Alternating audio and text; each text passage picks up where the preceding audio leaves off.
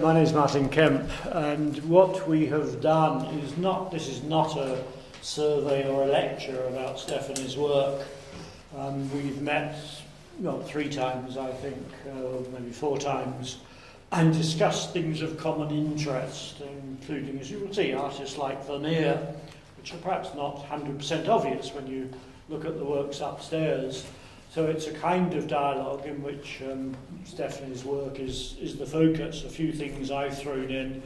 She provided me with a set of her images, and I then supplemented it with images I've put in. And we've grouped it under some slightly silly subtitles, which are entirely my responsibility, but give a sense of the shape of what we're doing. I thought we'd begin with the title. I wrote a book once called Seen Unseen, and slightly regretted it. It didn't help sell the books, I'm pretty sure of that. Real, non-real. Yes, I equally regret that. I think it's very cumbersome, and I always have problems putting in the slash and the dash and the capital letters. So at some point I think I'm going to collaborate with a poet and think of a really beautiful name. What does it signal? Well, it's... I used it for the body of work which is shown upstairs, which involves both the real world, taking photographs of the real world, digesting those, cutting them out, making them into collages, making them into various arrangements, and positioning them so that they use light and shadow, as I mentioned upstairs. So they involve those insubstantial things in something which is made real. Then using, the process goes on and on, more photographing shadows and distorted things, so that the process of reality and unreality becomes, well, not the process, but the physical presence of the real and the non-real drifts in and out between, from work to work. So something quite small the grid, for instance, is taken from my Calagas heater in my studio, which doesn't seem like a very promising kind of object to base an artwork on. But it suggested a form that I found I use over and over again. So that's how that came about. Right, let's start at the beginning. This is a coin-eye term, so a silly title, but anthropomorphic seems too specific, so this is organomorphic. It probably is not a good etymology, but there we are. Does anybody know what that is? Wonderful object. Well, it's Freud's chair from his office in his house, the house that he lived the last 3 or so years of his life in Maresfield Gardens in Hampstead. And when I had was doing my MA at Norwich in '97, I don't know why I got so interested in Freud. I read some of his writing and found it was astonishingly readable and interesting and full of myth and things that I could understand. So I trotted off down to Maresfield Gardens and was very smitten by lots of the things I found there, which seemed to be kind of human in their quality. So this seemed to me it was a practical thing, yet it had a kind of totem-like presence. He sat in this, or his patients, I thought, reclined on the legendary couch, but maybe this is wrong. No, I don't quite know where that came in, but I would hear various things like his daughter's loom and the couch, which is fitted out like Scheherazada's bower, and you think that you could just lie on it and come up with a million amazing stories about your inner being. So that formed the way that I started making things using old wood, so that they looked antique, but that they had a sense of, this is definitely a real something in the world, but what the heck is it? I always felt very pleased when I'd made something which looked as though it really had a function, but I had no idea myself what it was. What it functioned as. Yes, what it functioned as. I started just buying pieces of old utility furniture and made a really quite large collection of this horrible old gubbins from skips and from the local auction house in my village, and putting them together in ways that related to warfare. I don't really know why. I think something about I don't quite know why I got so interested in the shapes and in World War II, but anyway, I had quite a strict palette. I could always recognise a British bulldog thing, as I call them, by the state of design and colour and materials. And when I collected quite a lot of them, should we go to the next slide? there's a... No, that's mine, I put that in. When I collected quite a lot of them, I made a kind of cityscape of all these bits and pieces, so that when you move through it, they were stacked in blocks, so when you move through this furniture, stack, there'd be electrical fans and lights and tubes and cardboard and so forth, and you felt as though you were moving through some kind of townscape. When I finished with that exhibition, because it was on the 4th floor of a building, I hadn't kind of figured this, I hadn't sort of thought this through when I agreed to be part of the show, but it did mean that I had to walk upstairs with all these bits of chest of drawers.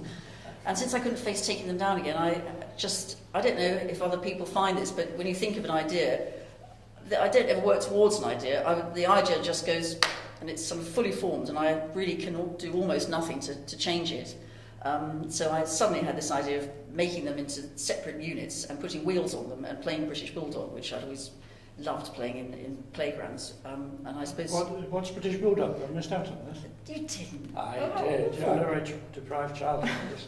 Well, it's when a whole load of children line up on one side of the playground, and I think, is there someone who tags them in the middle? And you have to get past them without being...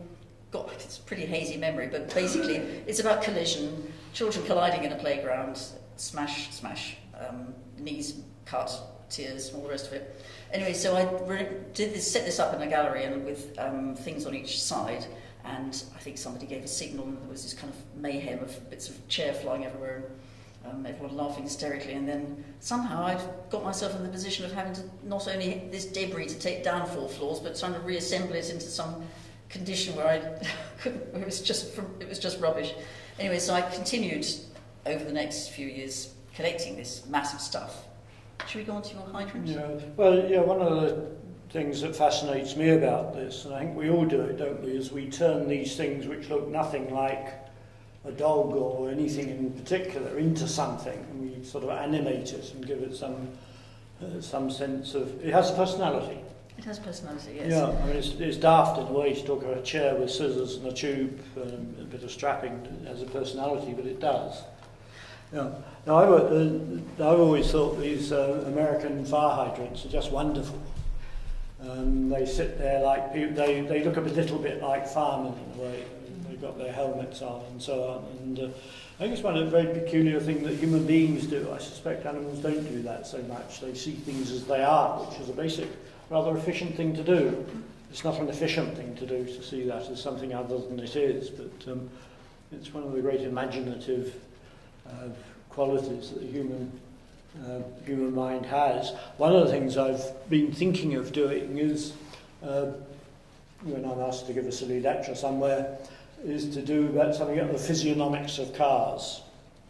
And they in a sense have faces, don't they? Where you see them in the mirror behind us and they loom up. This is the Hannibal Lecter of cars, I think. And different cars, the old Citroens, the frog-eyed ones and so on. It's not designed to do that in a way, but oddly enough, they have a kind of personality, and it's a very peculiar thing to do.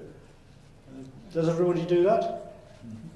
Yeah, it's odd, isn't it? In a way, it doesn't serve any good purpose. But I wrote a book on physiognomics at one time, so doing the physiognomics of cars would be a natural thing to do. But, yeah, we give things, we own personalities, don't we? Yes. Objects. Yes. And, no, it's astonishing. War games, this is a particular set of works that, 2 main works that Stephanie did. Would you like to say where they came from and what they're doing?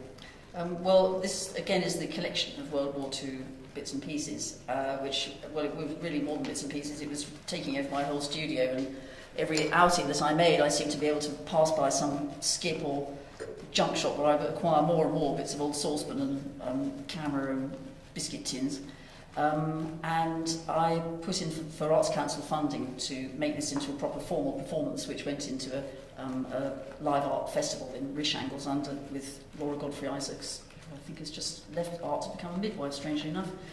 Anyways, I got funding to work with these World War II reenactors, a living history regiment, who were terrific, and everything, their socks, their watches, their hats, everything about them was World War II.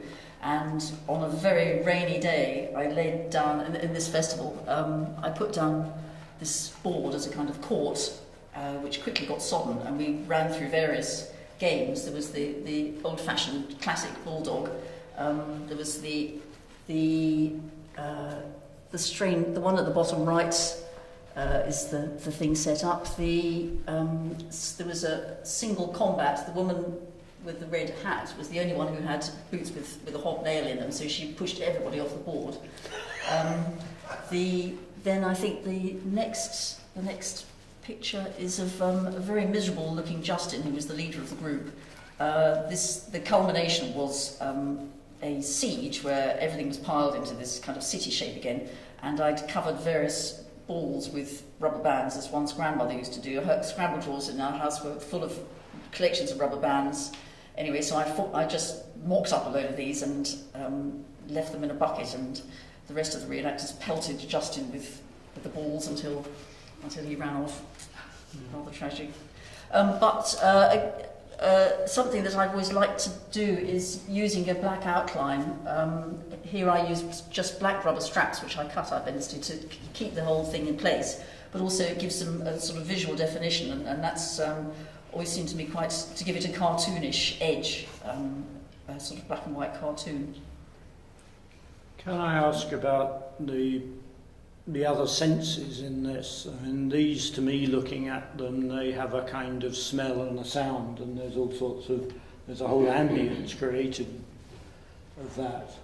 Yes, they were almost animal. It got quite oppressive in the end, having them in my studio, and I got rid of all of them because they really smelled quite ghastly, and the material is very cheap and nasty. And although there were some things I was very fond of, like that heater. I mean, if you can say you're fond of a paraffin heater, but I was in a way. But I was quite glad to see it go.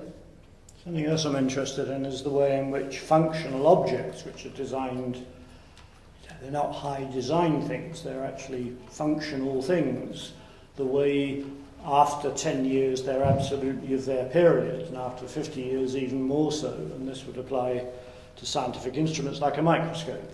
You know, if you saw a 1950s microscope, you wouldn't think it was a new microscope. And in a way, without there being high design in there, there's a style, absolutely a period style, which is totally evocative. Yes, it's extraordinary that even something utility, it's called utility, and yet it has ornament and all sorts of nuances of design. I mean, the way that the handles, they're just a minimal block, but you just know that they're not of this time. Yeah. No, I've called that, when I was writing about anatomical illustration, I call it the styleless style. You know, you're aiming not for a style, yet it becomes a style by default. You can't do it without style in a way, even if you're trying not to. This is almost in brackets. This is an outing of British Bulldog to Hastings, where people were passing by and they were just invited to seize the bits and pieces and have a go, and there was some serious smashing up going on. The checkerboard floor, is that... that was just the best of good luck, really. It was there and set up in the pavement, and there was I think that the area had been bombed. There was a kind of natural amphitheatre along the street, and it was perfect in terms of noise and in terms of the kind of theatre for the games to go on.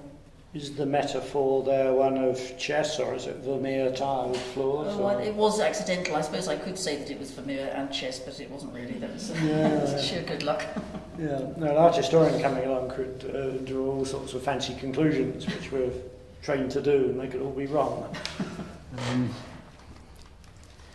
I hope people can see the connection between Freud's chair and the shape of the tank. I just find them very, very shapely. I wish I could become, as an artist, more abstract and more self-denying about the shapes of things, but colour I can do without, but I really just take huge pleasure in different shapes and shadows and so forth. I was invited to take part in an exhibition called Airfield, which was a site-specific show in Suffolk. It's now an airfield museum, but during the war, it was a place where American troops had been based, and thousands of flights used to go off on a daily basis from this place in Suffolk, which is now just a kind of deserted strip with a conning tower. I think, that's a submarine, isn't it? Anyway, various bits of detritus left over from the war. And so part of the research was going to the Marlborough Museum and the Imperial War Museum. And it was interesting, but I have to say that working around war things, I think this was 2001, when was it was just after 9/11, and it was becoming more and more difficult to feel comfortable about working in a design way with war things, because it just seemed like a sort of, frivolous and rather bad taste. So I don't really use those as references anymore, because they're just really rather distressing, even though, 'cause you can appreciate the beauty of these things and the design, but they are for killing people ultimately. So it's a kind of path I don't see myself visiting again. However, I also became very interested in camouflage, and should we? We're not going on to the radar. Is that? We put that later on, so Oh, that will come back. Right. Well, we were going to segregate this in terms of a series of rooms with rather rigid topics, but as with almost any artist, the categories are actually very fluid, and they don't ossify, do they? No, they don't. You have set themes, yeah. Yes. As soon as I think something links up directly to something else, it rushes off and becomes part of another thing. Yeah. Again, one of the interesting things for me is this ability to take things by analogy or by metaphor, and things like Thomas the Tank Engine and so on, where these objects, these machines are endowed with such strong personalities, and Thomas couldn't have a personality of that of a great sleek 125 or whatever these things are called. And so one of my students did a thesis on book illustration in the Second World War, and Enid Marx, the great designer, designed a whole lot of children's books, economy children's books, including one about a barrage balloon who had a kind of personality, it was rather bouncy, as you expect barrage balloons to be. So, I think you'd like that. Yeah. Technical bodies. Yes, this was the thing that I eventually picked from the Marlborough collection, which nobody knew exactly what it was. They thought it was probably something to do with radar, and I did call my piece radar. But it's absolutely immense. I don't know if you get a feeling from this photograph of how huge it is, but it's really what a lovely shape, because it's much more of a sort of Dalek base, and then it has a big kind of pod on one side, and then this huge kind of eyeball with a hole in the other side. And I spent, I really overstretched myself on this one. The object that I made, which is derived from it, although it doesn't look enormous, it was 3 meters tall by 3 meters. It was absolutely huge, and I was really pushing my ability and that of my poor father, who helped me on this project in the most patient and saintly way, trying to understand my batty ideas. So to me, not only was it a really beautiful shape, but I liked the way that it was an ultimate camouflage, and yet it wasn't camouflage, that it should really have become invisible, but by having so many facets, it in fact drew attention to itself. And I also very much liked the way that as you walk around it, you've got all these different images. It would pick up the gravel and then the wheat and the different skies. So although it kind of came in and out of reality and unreality, and visibility and unvisibility. Why shiny after whether these were shiny originally, they're not now. Yes, I think it was the mirror quality, really. I'm not particularly, it's not the shine so much as the reflectiveness, which means that something takes part in something else, so it's simultaneously itself, and it's also simultaneously the other thing. And that is, for the viewer, it's always a very subjective experience, that depending on your point of view, not only are you coping with the shadow, but you're also coping with the change, and you're coping with the different lighting effects and so forth. And this exists in this hinterland of